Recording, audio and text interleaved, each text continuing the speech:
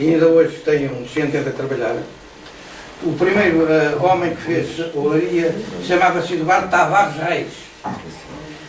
Nasceu em 1876 e morreu em 1909. Eu não sabia nada disso. Era irmão de Jesuíno de Deus, filho de João Reis e de Maria Perpétua. Por conseguinte, eu tive a preocupação de ir à raiz, ver onde é que estavam, de onde é que vieram, quem foram. A figura mais significativa deste grupo, se bem que aqui a grande falha é que eles não tinham marcas, quer dizer, não havia marcas, digamos, na louça, e hoje não sabemos bem onde é que elas estão. A partir dos Reis. Só a partir do João Reis é que começaram exatamente a pôr uma marca. Por conta o João Reis era conhecido pelo sono. Acho que ele contava a trabalhar por vezes adormecido, não é? A alcunha dele era o sono. Comigo não acontece isso. E ele existiu entre 1830 e 1940. Desta família houve na rua, hoje a Vicente de Colando, a antiga rua do Jardim, uma família castelhana. Castelhano Reis, eles exatamente eram parentes. E por conseguinte, esta senhora era, digamos, irmã deste que eu já fiquei em cima, que se chamava Maria José dos Reis. Por conseguinte, esta família foi uma família que esteve sempre presente nas Caldas como olaria, não é? E como há bocadinho eu já falei, uma parte desta gente não vivia de outra coisa. As Caldas não tinham outra indústria a não ser a cerâmica. Por conseguinte, toda a gente vivia à volta da cerâmica. Aliás, no período da guerra de 1939-45, os barbeiros faziam cerâmica. Os barbeiros à noite produziam cerâmica, porque não havia volume suficiente para exportar nas encomendas que tinham. Porque veio um homem da América, da Casa de Portugal, com o objetivo, como a Itália estava também em guerra, e era exatamente a principal importadora, ou exportadora, digamos, para a América, as Caldas nesse momento ganham muito dinheiro.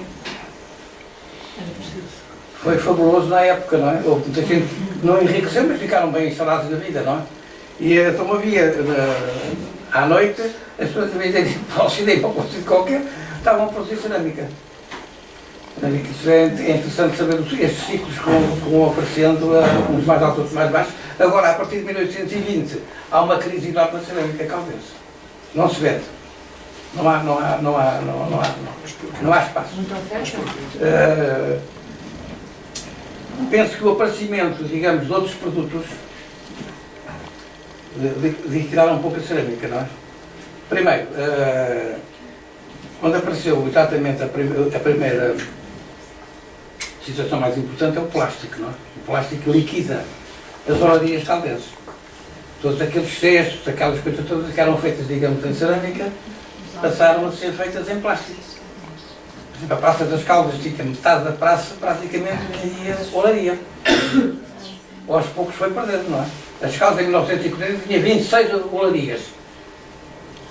Tudo isso se fez. Não. A partir dos anos 20 as coisas caíram mesmo, não é? Quer dizer, não se vendia. Não havia exportação nem para a África nem para o Brasil. Foi preciso recuperar novamente. E neste aspecto, a partir de 1944, com o aparecimento do que vai ser a sécula, é que há um ressurgimento novamente da cerâmica. Por isso a cerâmica é um ciclo de ouro, digamos assim, das Caldas. Não tão brilhante como foi do Bernal Pinheiro, mas muito significativo, não é? Porque houve muita gente que fez a aprendizagem, digamos, do chamado estúdio da sécula. Porque eu já referi, o Pinto era um homem inteligente, era um homem que sabia que se não tivesse uma formação antecipada, não conseguiam ter um produto. Este também ainda não precisa, digamos, das Caldas de uma homenagem, também não teve ninguém ainda que lhe fizesse qualquer referência. Nem sei se ele tem alguma rua, não, penso que não. Agora, outra situação, digamos, brilhante, com o aparecimento da Ancistal, com quem eu trabalhei durante 4 anos, ela não era ceramista, ela era ilustradora. Quando chegou a Portugal, foi recebida em Lisboa, na Gulbenkian, pelo Fernando Tavares, não estou em erro agora, e depois numa exposição que foi feita, digamos, no STI, é que o Ponte e Sousa teve contactos com ela, porque ela levou meia dúzia de peças de cerâmica feitas no estúdio, na rua, ali junto à Estrela, Rua Coelho da Rocha, onde os escultores João Fragoso e a mulher tinham um pequeno ateliê. de cerâmica. E foi ali que ela fez uma primeira viragem à cerâmica. Conhecimento, etc. Juntaste ele? E é ela que vem para as Caldas revolucionar um pouco, digamos, o produto de século. É ela que traz, digamos, a pintura tipo a aguarela nos pratos, é ela que evolui nesse sentido, porque ela era uma belíssima desviadora, mas não era uma boa modeladora. Aliás, como está aqui foi referido, eu tenho um painel do Dr. Costa e Silva lá embaixo, junto lá à ponto de caminho de ferro, quando se desse, que é uma relação minha, mas deve tenho dela, porque eu trabalhei depois com 2 painéis para ela, num 2 barcos, digamos, depois durante a isso também, porque o seguinte, ela trouxe para as Caldas toda uma inovação estética que até eu isto é outro ciclo, digamos, que era importante representar. Atrás do design. Certo. Agora, ela vive aqui nas Caldas durante um período ainda relativamente grande, no entanto adoece, e depois as coisas também se foram modificando, quer dizer, a século depois começou a ter outros mercados, começou a ter... Mas enfim, isso faz parte do programa. Agora aqui a família Reis é das mais significativas. É daquelas mais enraizadas, digamos, na olaria. Porque estou convencido que fizeram um bom percurso. Quer económico, quer mesmo, digamos, no aspecto, digamos, de conhecimento, do trabalho de roda, não é? Porque o trabalho de roda aparentemente deve ser muito fácil, mas deve ter uma aprendizagem longa até se dominar completamente, não é? Desculpem lá este meu falatório. Isto é extremamente interessante para todos nós, não é?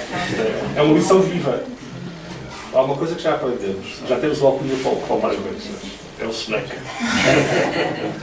O avô era acho que ele mesmo adormecia, acho que eu estava a segurar. O que é que ele, com 82 anos, vê as Caldas como cidade cerâmica, se neste momento deixou-se fazer a Feira da Cerâmica? Acho que não há nenhum projeto, pelo menos eu questionei. Bem, a única O que é que tu pensas se não há projeção na cerâmica? Se não há nenhuma divulgação da cerâmica? Os ceramistas, infelizmente, estão fora das Caldas. Temos aqui 3 gerações. Sim. Ninguém vende nas Caldas. Eu não vendo, o Mário Penso também não vende, pouco. E o Carlos também, da minha geração, também não vende. O que é as Caldas, então, com a cerâmica? Não, mas as Caldas pode ter um objetivo de produzir cerâmica sem objetivos comerciais. Até pode ter o seu espaço de formação artística, mas com cuidado. Não pode viver só exclusivamente desse espaço, não é? Tem que ter outros recursos para poder sobreviver. Agora, as Caldas nunca vai perder, digamos, a cerâmica. Vai ficar muito bem na vida em relação ao percurso a fazer no futuro. E eu não adivinho, digamos, que haja uma nova revolução, digamos assim, na cerâmica como a século fez. A século fez um ciclo de ouro que não se vai repetir nunca mais, não é? Eu contra mim falo, mas eu acho que nunca mais vamos ter cerâmica como tivemos, nem os ceramistas que tivemos. Isso não é impossível. A gente pode fazer um percurso do seguinte, quer dizer, olaria. O teu tio, digamos, Armindo foi o último que fez olaria ainda em alguns casos, não é? O teu tio Armindo foi o último. Fechou completamente um ciclo de uma indústria, digamos, durante anos. O Castreiros também fez um... Desculpa. Sim. O João Reis também fez uma boa intervenção. Pois, a família Reis. Pertenceu à Associação dos Artesãos das Caldas da Rainha. A família Reis começou muito cedo. Foi muito importante a passagem que eu tive com o Sr. Colano Elias. No Sencal tive um curso de modelação de cerâmica, 2 anos, em 90 e 91.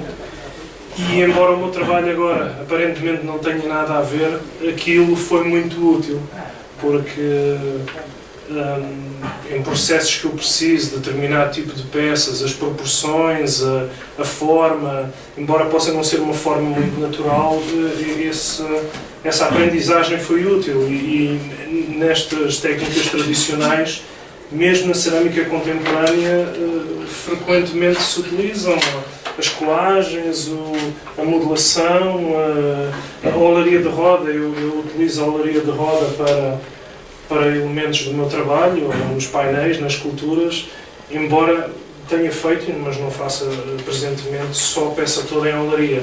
Mas, ou seja, isto acabou por ser muito importante no meu trabalho.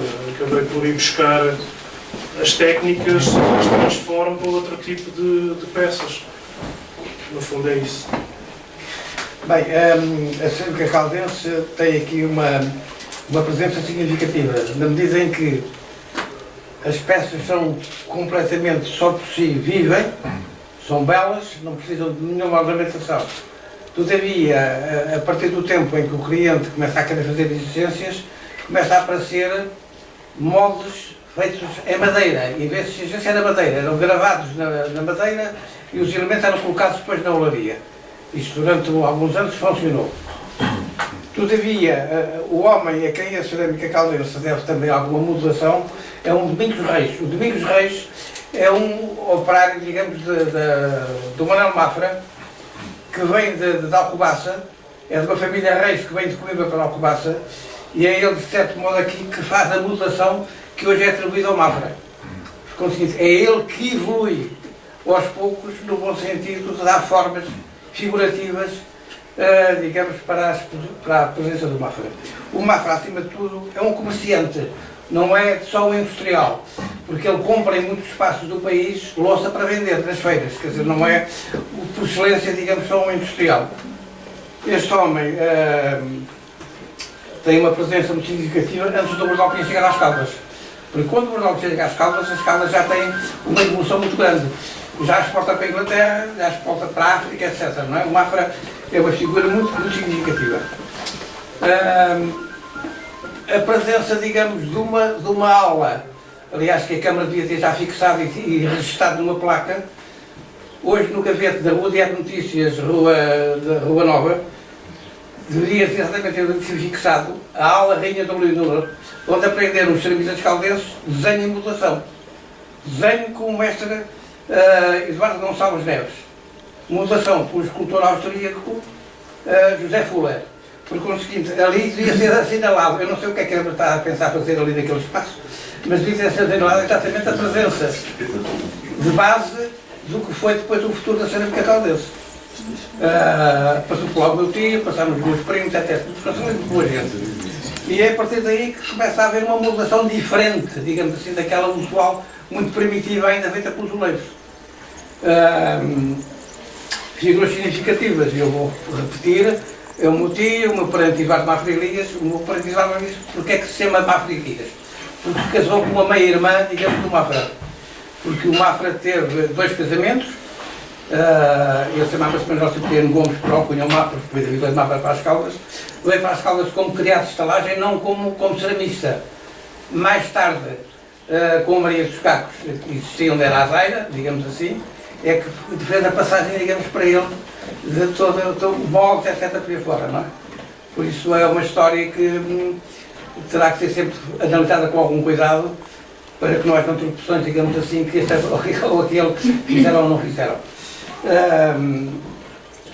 As Caldas, nos últimos anos, a partir, digamos, do chamado Estúdio Sécula, transformou radicalmente, digamos, o seu percurso. Não só manteve a tradição, como foi à procura de uma solução nova. O Joaquim Alberto da Costa Pinto Ribeiro, que era o gerente da época, era um homem inteligente, um homem que tinha alguma leitura do espaço. Ele foi guia turístico do Aviso Hotel, em Lisboa. Quando regressou às Caldas, veio com o objetivo da fábrica Bel começar ali uma cerâmica, com outra dimensão. Todavia, foi recusado, e foi o avô dele, que se chamava João Pinto Ribeiro, que foi, digamos, durante uns anos funcionário público e vivia já nas Caldas, é que se aproxima da minha família, com o objetivo de criarem um espaço novo. E já, como há pouco se falou, na rua Henrique Salles, no espaço de hoje, eu não sei como é que aquilo funciona, havia a olaria do Inácio Perdigão. O Inácio Perdigão foi que fez praticamente a canalização das Caldas em cerâmica, em Marilhas, quer dizer, por conseguinte, era ali que eles iam buscar. E foi ali que se arranjou um pequeno espaço para começar o que foi depois do século, não é? A século, infelizmente, morreu em 1900. Tinha outro nome. Esse espaço tinha outro nome. A fábrica Sécula teve 2 nomes diferentes. Teve a fábrica Mestre Francisco Dias aqui na Inácio Perdigão. Quando fomos para a Quinta da Jalapa, chamou-se Vulcar. E só depois é que passou a ser Sécula. Por conseguinte, todo este historial, eu estou a fazer uma compilação, digamos, uma cronologia dos vários espaços onde a Sécula entrou e passou, que foram 60 anos, digamos, de produção interessante. mas que por falta de gerência, digamos, de sensibilidade, não procediu, não é? E é uma pena porque tínhamos aqui uma rede, uma potência significativa. As Caldas praticamente está morta, não é? Quer dizer, a cerâmica nas Caldas, a não ser a molde ou o Bernal Pinheiro. O Bernal Pinheiro tem um objetivo, é arranjar dinheiro, não é? Quer dizer, a sua sensibilidade também não é muito por aí além. A molde tem outra produção, digamos, diferente, digamos, da habitual tradicional. Perguntas? Só eu não acho que fazia sentido, mesmo nos dias de hoje, um projeto como esse do Estúdio Século? Não é um projeto muito à frente para a época? Ora bem, a cerâmica neste momento está em crise, quer dizer, neste momento a nível nacional as vendas são muito reduzidas.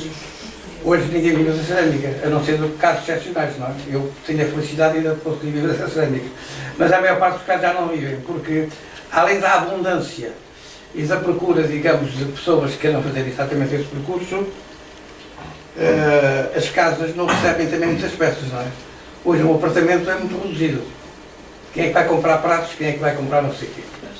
Quem em casa já não compra o serviço de jantar, não o serviço de café, não é? Porque é o seguinte, toda essa situação está completamente diferente daquela que nós tivemos no passado. E neste momento, criar um espaço, digamos, com objetivos de formação não é muito fácil, porque depois vão fazer o quê? Já há que ter algum cuidado, porque quem quiser fazer cerâmica, e a cerâmica de autor é diferente daquela que nós estávamos habituados, não requer muitos espaços, mas sim equipamento. Hoje o equipamento é fundamental, não é? Uma boa pasta, um forninho, que pode ser a gás ou pode ser elétrico, hoje já estão todas as possibilidades de fazer isso. Por isso se eu fosse mais novo, era capaz de meter uma aventura dessas, não é? Porque penso que as Caldas não pode perder a tradição, não pode perder exatamente aquilo que tem como excelência a cerâmica e as termas. E as Caldas não vivem sem uma coisa nem outra, não é? Mas aqui há que ter a preocupação dos caldeiros começarem a fazer algum movimento desse sentido.